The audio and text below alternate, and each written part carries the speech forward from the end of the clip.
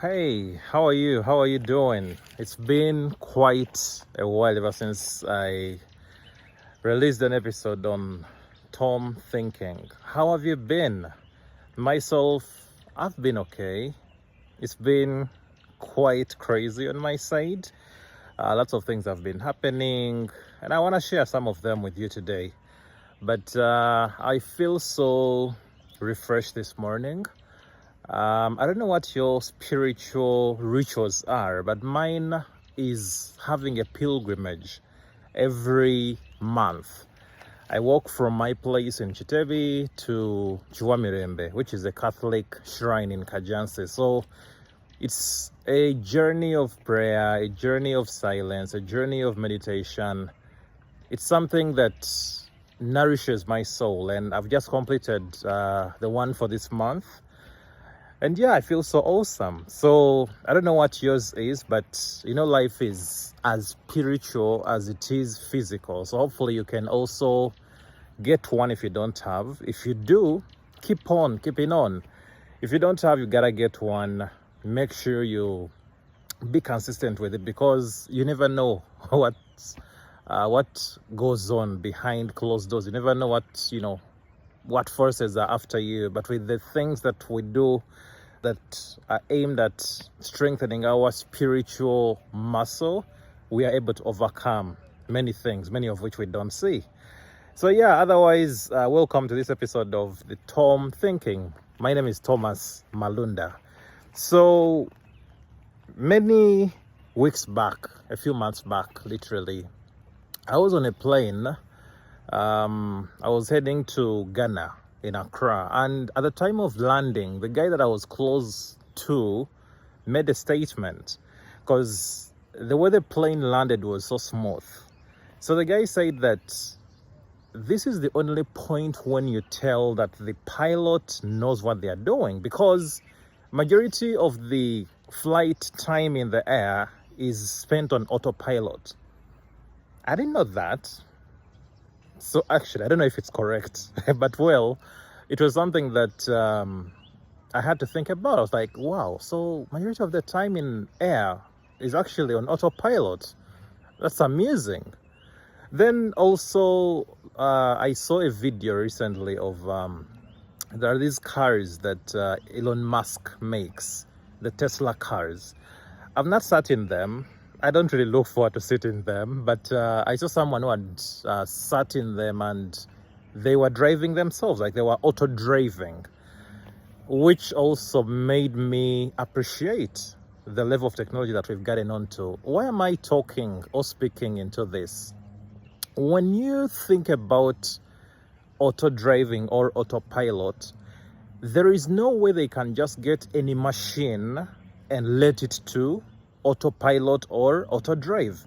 There is a lot of work, a lot of preparation that is put in place to make sure that when the time comes for the need for autopilot or auto drive, then that machine, whether the plane or the car, will be able to use all the technology that has been built into it to do that. It doesn't just happen out of the blue.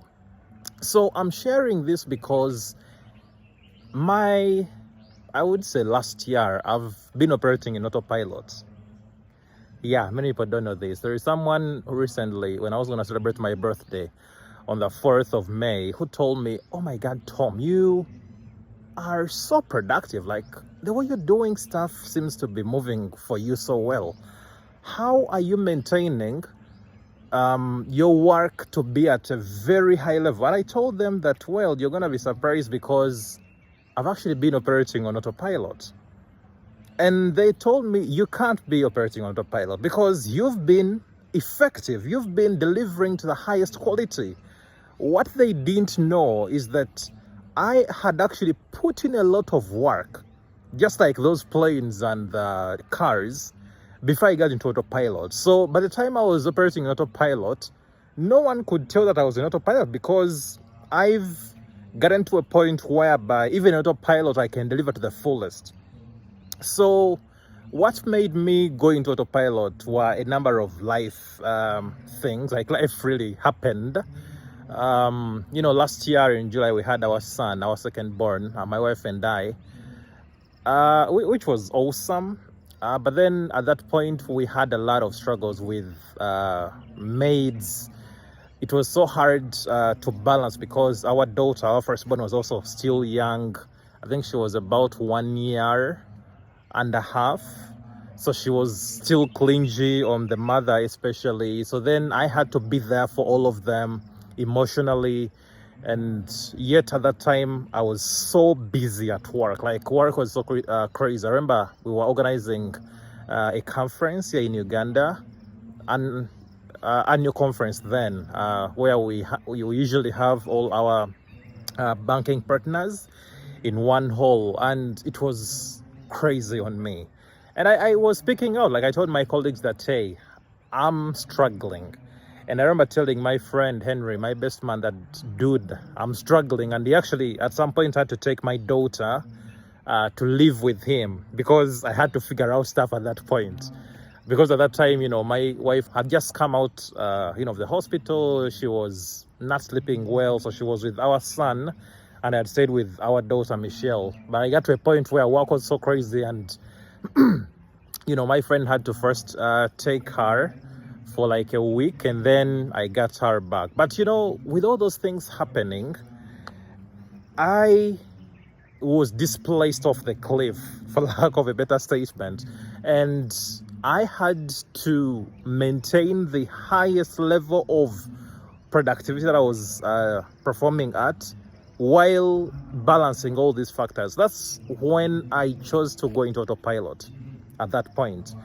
I remember I was doing a diploma around that time, a diploma in digital learning design. It was crazy. Oh my God, it was crazy. I have a lot of qualifications, and I'm always among the best people in class. But for this diploma, I just told myself even a pass would suffice for me, because I was just in that space where it was too much. But when it came to work, I was performing so well. Like, I never got anyone complain that, hey Tom, I don't think you're productive. No, it's because I had put in work, in the previous years, making sure that I prepare myself for such moments. So currently I'm back into my zone. I'm performing to my fullest again. Like I've stepped out of autopilot. So I'm now driving, myself. So the reason as why I decided to record this video today, to speak to you, is because life is crazy. You never know when you're gonna be flipped off that cliff. You never know. Like I've told you, for me, what flipped me off was us having a baby, which is a very good thing. But I had to struggle for a period of 1 year. Can you imagine? A full year, like I had to struggle through, and I had to be in autopilot. But of course, like I said, through that period of 1 year, I've not lowered my guard when it came to the quality of my results in the work that I do. So how are you preparing for those moments? Because trust me, they are coming. They are coming. Many people, when they are hit by, situations like I've been in, they choose to quit. Well, that's something you could do, but to some of us, that's not an option, because, we gotta achieve to the highest level. So I would like to probe you to think about those moments, which are definitely gonna come to your life. You gotta make sure that you prepare yourself, you educate yourself, you add value to yourself, such that when those moments come, when you cannot drive yourself, you can rely on the autopilot. You can rely on the knowledge that you've acquired over the years, the experience you've acquired over the years, the networks you've built over the years, to make sure that you stay performing at the highest level possible. Because guess what? The marketplace doesn't give a damn. For example, when I was going through whatever I've been going through, like I've said, the marketplace didn't give a damn. For me to be paid all the money that I've been paid, I had to deliver value. So the marketplace won't care whether you're going through, turmoil and all that. All it wants is value. So how are you going to make sure that you stay delivering value even when you are off the cliff?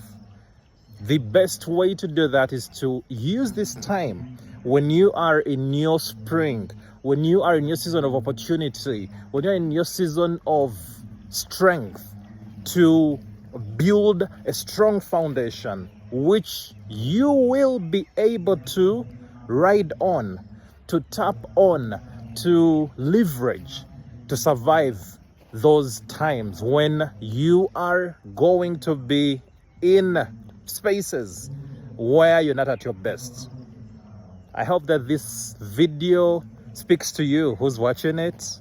If you are, if you've hit rock bottom, I feel for you, but I want to tell you that it's not the end of the world.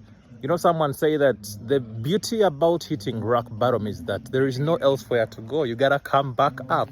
So I'm praying for you. If at all you have hit rock bottom, if at all you've given up, if you feel like life is hard, yes, life is really hard, but nobody said it was gonna be easy. So we have nothing to do. You gotta make sure that you come through. So I feel for you, but I can assure you that nobody's gonna come to remove you from there. It's you who needs to get yourself out from there. It can be a day at a time, an hour at a time, but you gotta get yourself out from there. And like I've said in this video, please build a foundation such that the next time whatever has taken you to rock bottom comes back, you don't end back to the rock bottom, but rather you ride in autopilot until you get your grip back and then continue thriving. Until next time, may the good Lord bless you. Cheers.